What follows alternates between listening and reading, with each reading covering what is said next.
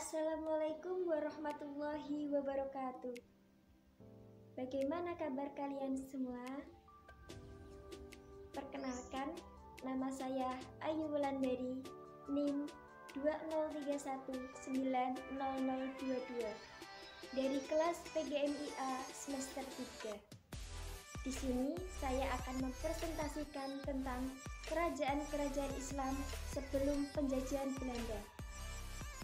Keadaan kerajaan Islam sebelum datangnya Belanda di Indonesia pada akhir abad ke-16 adalah berbeda-beda. Bukan hanya tentang kemajuan politiknya, melainkan proses islamisasinya. Kerajaan Islam pertama di Indonesia yaitu Samudra Pasai dan Kerajaan Aceh. Kerajaan Samudra Pasai terletak di Aceh dan merupakan kerajaan Islam pertama di Indonesia.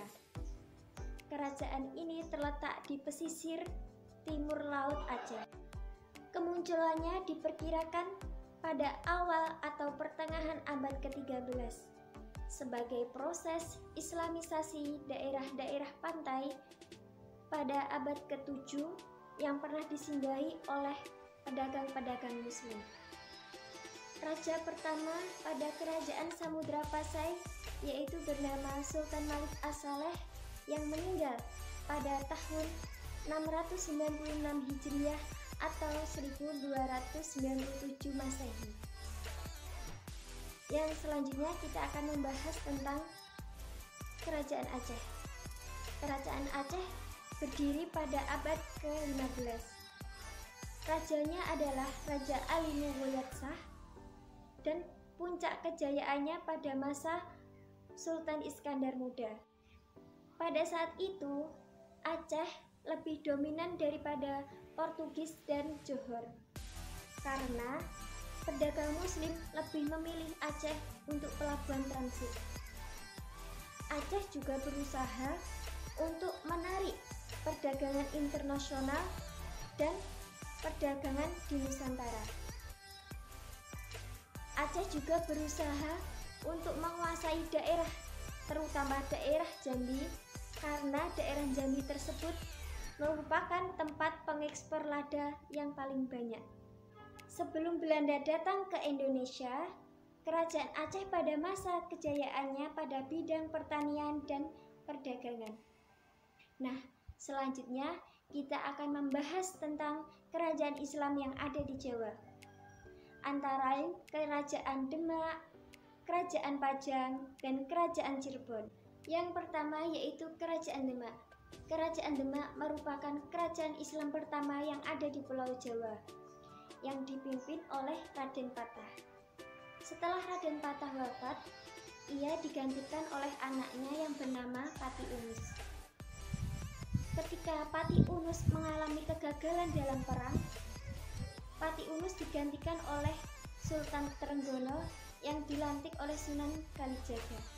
Pada masanya, Islam berkembang sampai ke Kalimantan Selatan. Demak telah memberikan kontribusi yang sangat besar terhadap perkembangan Islam yang ada di Jawa, karena kegigihan para raja yang telah memimpin, sehingga bisa dikenal di mana-mana dan menjadi kerajaan Islam pertama di Jawa. Yang kedua yaitu Kerajaan Cirebon. Kerajaan Cirebon ini merupakan kerajaan ternama yang ada di Jawa Barat, yang didirikan oleh Sunan Gunung Jati, serta menyebarkan Islam di daerah Majalengka, di daerah Kuningan, Kawaligaluh, Banten, dan Sunda Kelapa. Yang ketiga yaitu Kerajaan Pajang. Kerajaan Pajang merupakan kerajaan Islam pertama yang terletak di pedalaman.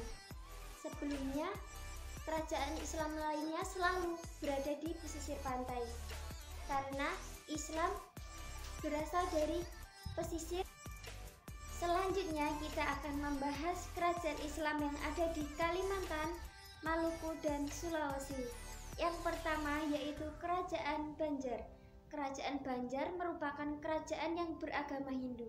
Berkat bantuan Sultan Demak atau Sultan Trenggono, Raja Daha dan rakyatnya memeluk Islam, sehingga kerajaan menjadi kerajaan Islam Banjar. Dengan raja pertama bernama Pangeran Samudra dan diberi gelar Suryanullah. Yang kedua yaitu Kerajaan Gua Talo. Kedatangan Islam ke Sulawesi agak terlambat karena Kerajaan Gua Talo baru dikenal sebagai kerajaan yang berpengaruh dan merupakan kerajaan dagang. Yang ketiga yaitu Kerajaan Kutai. Islam masuk di Kerajaan Kutai pada tahun 1607 melalui mubalik dari Sumatera yang bernama Tuan Tunggang Parangan dan Datuk Uri Bandang, yang memegang peranan penting dalam mengislamkan Kerajaan Kutai yaitu Tuan Tunggang Parangan. Sedangkan sahabatnya Datuk Uri Bandang pergi ke tanah Makassar untuk mengembangkan misi Islamnya. Sekian presentasi dari saya. Apabila ada salahnya itu murni dari saya sendiri, apabila ada benarnya dari Allah Ta'ala.